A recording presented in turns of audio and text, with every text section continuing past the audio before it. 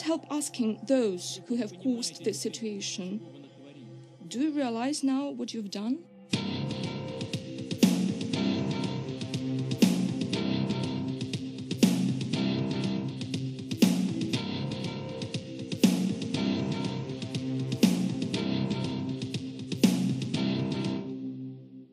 Speaking nearly a month ago, President Vladimir Putin at the International Economic Forum in St. Petersburg, Russia, warned the group of international journalists there repeatedly that Europe, the United States, and Russia were drifting towards full-scale war. We know year by year what's going to happen, and they know we know. It's only you that they tell these fables, and you buy it and spread it to the citizens of your countries. Your people do not feel a sense of the impending danger. This is what worries me. How do you not understand that the world is being pulled in an irreversible direction? That is the problem. But they pretend like nothing's going on. I don't even know how to get through to you people anymore. And the big news is, a month later, almost a month later, after we first reported on it, in mid-June, there has been almost no Western coverage of it at all. And that's exactly what Putin was getting at. Whether you love Putin or hate Putin, if the leader of Russia, with thousands of intercontinental ballistic missiles and cruise missiles, is telling the West, I don't know how to get through to you, your media is controlled, you're being manipulated, NATO is putting missiles on our borders, we're having to move missiles in, you've overthrown Ukraine, you're on an offensive, you're funding and protecting radical Islam, do you know what you've done? Do you know what you've done? As he said at the UN, destabilizing the Middle East. Why are you doing this? Where are the sound minds across the political spectrum who should be stopping this? Russia has 3 overseas military bases. You have hundreds. You have your spies inside our country trying to overthrow it. You have your CIA people trying to get into our embassies. You are at war with us. And the average American, the average European, the average Brit is not aware of this. Another threat that President Obama mentioned was ISIS. Well, who on earth armed them? Who helped to arm the Syrians that were fighting against Assad? Who created the necessary political climate that facilitated this situation? Who pushed for the delivery of arms to the area? Do you really not understand as to who is fighting in Syria? But the issue of a major world leader saying that we're moving to the brink of war, and it's not in our news, that's the big story. It shows how incredibly controlled things are. Deutsche Bank, one of the biggest banks in the world, is plunging right now. Much bigger than Lehman Brothers.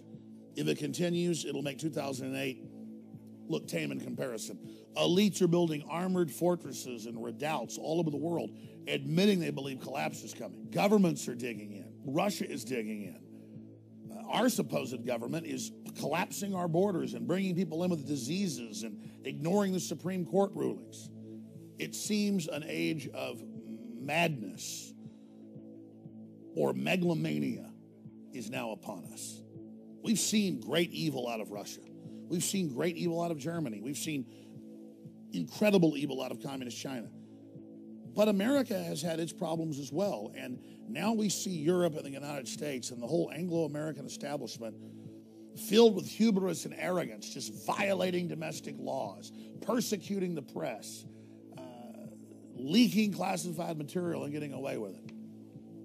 This is the stuff that collapses and major wars and calamities are made of. And most historians point out the parallels between the start of World War I and what we now see happening today, and the parallels with the start of World War II and the climate politically we see today. Even the Pentagon admits that we're probably witnessing one of the most unstable periods in human history right now. But Obama says we've got the best economy ever and the world's the most stable it's ever been, as they do everything they can to push us into crisis. And it's not just the Democrats. They have their establishment Republican cohorts that are working with them. I have never been more concerned about what's happening on the planet today. And if we're able to raise the alarm, you, the freedom lovers out there, the people that want to have a civilization, the people that don't want to have war, if we're able to come together, whether we be black, white, old, young, conservative, libertarian, Catholic, Muslim, whatever it is, we cannot continue to have these conflicts. We cannot continue to have this globalist crisis brand where they stir up the problems, exacerbate the crises, and then gain power out of it. Because all the money in the world is going to be worthless if we have a major nuclear war. And that's what the Russian foreign minister and many others say we're going towards. And Putin is now begging with the press to trigger some type of debate and saying, I can't believe how none of this gets through to the people of the West. Please spread this video far and wide, and hopefully it will spur a debate that can cause some type of chain reaction that reverses our course, or at least changes our course from assured Armageddon. 20 years ago, I would interview people like Nigel Farage, the head of UKIP, when they had a couple members of the British Parliament and a couple members of the EU Parliament. Now it's the fastest growing party in Europe. They just had the British exit, the Brexit successfully. Nationalism and anti-globalism is rising. I have seen the power of the people when we take action. And sure, our elites are decadent. Sure, they're inbred. Sure, they're very, very narcissistic and disconnected. But they will pay attention when we, the people, force the issue. And we are forcing the issue on this, as well as many other issues going on here in the United States and around the world. I'm Alex Jones signing off for Infowars.com. If you're watching or listening to this transmission, you are the hope. You are the resistance.